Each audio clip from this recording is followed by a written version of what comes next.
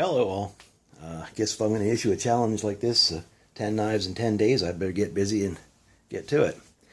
I mentioned in the last video that I was going to bring out one of the first knife kits that I built, and I'm going to do that, but I'm also going to bring out another one, so you're going to get a two for today. This first knife that I made now lives in my my possibles bag, because I built this knife, I used it for a little while, and then I kind of lost it. It fell on the back of a shelf, and I was really sad. I thought I had lost it and would never get it back. But this is just a real simple little knife. I keep it in the possibles bag as like a patch knife or just utility. And this is a kit, not the sheath. That I did myself. These are kits, Wood River knives, and I source these at Woodcraft, and also usually the wood for the scales. But it's a neat little thing. I mean, I'm no master bladesmith. This is just, and it's probably not the best steel, but you get a blank, and you get some sort of like Chicago screws. Sometimes I throw those out and just use brass pins. But let's get to the knife.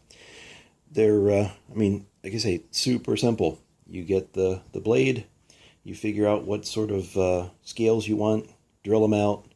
They even sell some special drills that'll give you a nice countersink, and then there's even a little Allen wrench to tighten the screws down.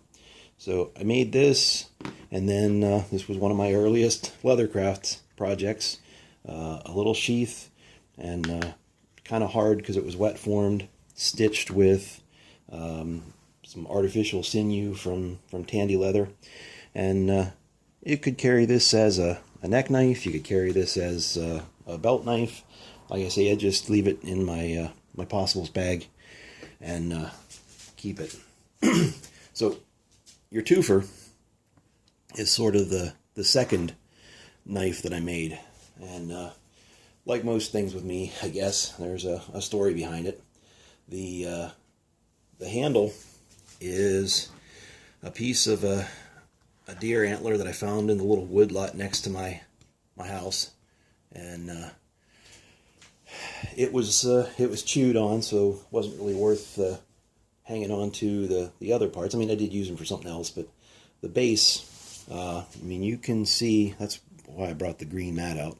The base has some pretty good mass to it, and if the other side matched this one, he was a pretty healthy 10-point. There's no pressure in this little wood lot. It's kind of swampy. There's some good food. And when I picked this up, I thought I have to turn this into something nice and something useful. So I cut it down. I sanded down the brow tine, and I put this knife together. The crown was still in real nice shape. Formed the brass handguard. Everything's epoxied in. This Damascus blade, it's not super high quality or anything. Sourced that from Crazy Crow Trading Company, and had to cut it down a little bit, modify it. It had a sort of like a screw tang.